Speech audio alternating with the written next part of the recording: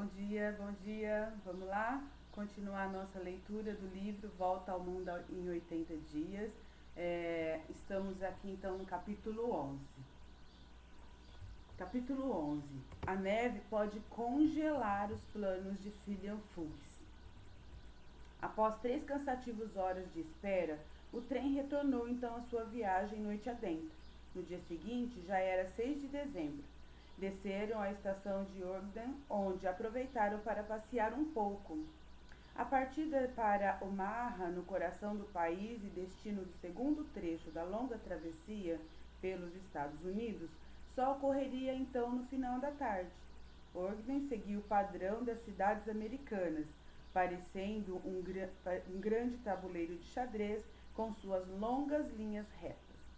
Fix fingia ser um verdadeiro companheiro de viagem e de aventura. Andava colado em Phileas Fogg. A travessia pelo estado de Utah ocorreu sem mais incidentes. Nem mesmo a neve retardava a marcha da locomotiva, mas de repente ela parou. Agora não eram os animais que a impediam de andar. Não há como passar. A ponte de Medicine Ball está avariada e não suportará o peso do trem, anunciou o guarda ferroviário. Teriam que seguir a pé até a próxima estação, o que significava caminhar 6 horas pela neve. A notícia deixou muitos passageiros revoltados e logo uma gritaria ecoou ao longo da linha férrea até que... Tem uma solução, esbravejou o maquinista. Se a locomotiva com seus vagões tomar uma boa distância e arrancar em alta velocidade, temos a chance de cruzar a ponte. Acredito que a velocidade vai compensar o peso, pois diminui a pressão sobre a estrutura danificada. Os receios dos passageiros sobre o perigo daquela sugestão maluca diminuíram à medida que crescia o desejo de sair daquele lugar gélido e de cada um alcançar logo seu destino. Todos então retornaram aos seus lugares. A locomotiva recuou os 2 quilômetros e então, como um touro enfurecido, arrancou, atingindo uma velocidade de 150 km por hora. Como um relâmpago, o trem foi de uma margem à outra do rio e só conseguiu parar 8 quilômetros mais à frente. No entanto, assim que o último vagão passou pela ponte, ela despencou em pedaços nas corredeiras do rio. Os sustos não terminaram por ali. Muito pelo contrário, eles acompanharam os viajantes pelos trilhos nos estados de Nebraska. O maior deles foi um aterrorizante ataque de saqueadores que planejavam roubar as cargas e pertences dos passageiros. Montados em cavalos, eles surgiram em bandos dos 2 lados da ferrovia e tentavam subir nos vagões em movimento.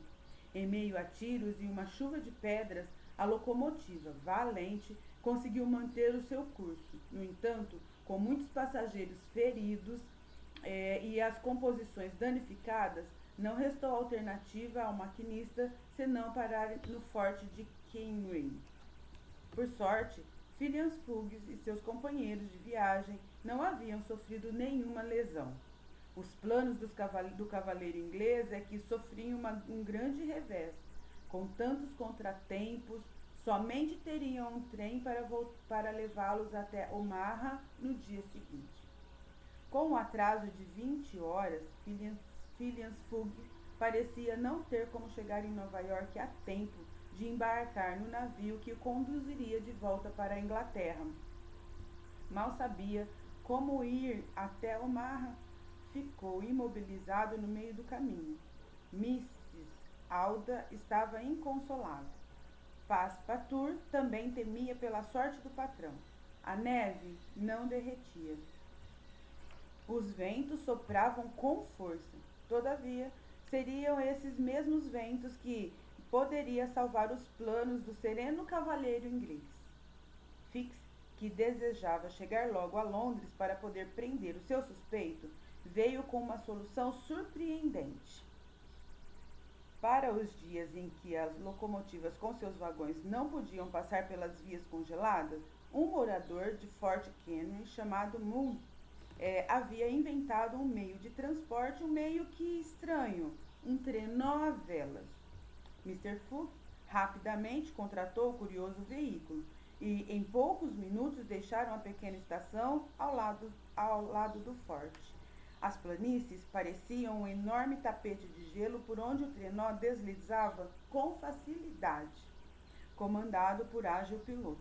Nem mesmo lobos famintos que corriam desvairados atrás da nave conseguiam alcançá-los. Finalmente chegaram a Omaha. Lá tiveram apenas tempo de jogar dentro de um vagão do trem em movimento, o que os conduziria até Chicago. No dia seguinte, já em 10 de dezembro, às 4 horas da tarde, após passarem pelo estado de Iowa com uma rapidez impressionante, estavam na gigantesca estação principal da cidade do estado de Illinois. De Chicago havia linhas para todos os cantos e com isso Mr. Fogg não teve problemas para conseguir uma baldeação com destino imediato para Nova York. A possante locomotiva, como se soubesse da pressa de seus ilustres passageiros, atravessou como um raio os estados de Indiana, Ohio, Pensilvânia e Nova Jersey. Já era tarde da noite de 11 de dezembro quando avistaram o rio Hudson delineando a famosa cidade dos Estados Unidos. Às 11h15 pisaram então na estação de Nova York, em frente ao cais de onde partiriam as embarcações rumo à Europa. Mas o barco a vapor China zarpara rumo a Liverpool havia 45 minutos. Capítulo 12. A emocionante travessia do Oceano Atlântico. O navio China parecia ter levado as últimas esperanças de Phileas Fogg. De fato, não havia mais nenhum barco de passageiros para a Europa nas próximas horas. O tempo parecia ter voltado contra o cavaleiro. Ele, sem fazer sequer algum gesto de preocupação, apenas decidiu que deveriam ter uma boa noite de sono em um hotel. Na manhã seguinte, Mr. Fogg saiu sozinho em direção ao porto. Eram 7 horas do dia 12 de dezembro. No dia 21, às 8h45 da noite, ele deveria estar do outro lado do Oceano Atlântico, mas precisamente dentro do clube em Londres. Restavam, portanto, apenas 9 dias, 13 horas e 45 minutos. Se tivesse embarcado no China, teria todas as condições favoráveis de chegar no horário desejado. As batidas do ponteiro do relógio não davam trégua e só foram abafadas pelo apito de um barco cargueiro que estava prestes a partir. Seu nome, Henrietta, destino, Bondrix, na França. Seu capitão, de nome Speed, fazia os preparativos finais para a partida. Após uma negociação que parecia não ter fim, Phileas Fogg acertara com o capitão Speed de ir até a França. Opa, França? Mas o destino não tinha que ser até a Inglaterra? Essa foi a pergunta que, atordoados por algumas horas, o trio que acompanhava o decidido membro do clube não demoraria para entenderem quais eram os seus planos. Eram 9 horas, ou seja, pouco tempo depois, quando Mr. Fogg, Mrs. Aldas e o inspetor Fix encontraram-se na embarcação na instalação de Henrietta. A viagem e o oceano imprevisível prometiam reviravoltas. Na manhã seguinte, a primeira delas aconteceu. Adivinhe quem apareceu no comando do navio, como um novo capitão. Sim, nada mais, nada menos do que Phileas Fogg. O novo destino? Liverpool. O capitão Speed fora trancado a 7 chaves num aposento e dali só era possível escutar os gritos e os palavrões dele. A tripulação, cansada dos maus tratos do velho marujo, passou a obedecer o decidido cavaleiro inglês. Os primeiros dias de travessia no Oceano Atlântico foram tranquilos. Tudo parecia conspirar a favor do frio e calculista inglês. Fix já não entendia mais nada e só lhe restava aguardar o futuro. No seu canto, Mrs. Alda estava cada vez mais encantada com as proezas de Mr. Fuchs. E Passepartout, bem, esse integrou-se na tripulação amotinada e ajudava nas tarefas a bordo. A partir de 13 de dezembro, ao passar pela Terra Nova, o oceano acordou e deu sinais de rebeldia.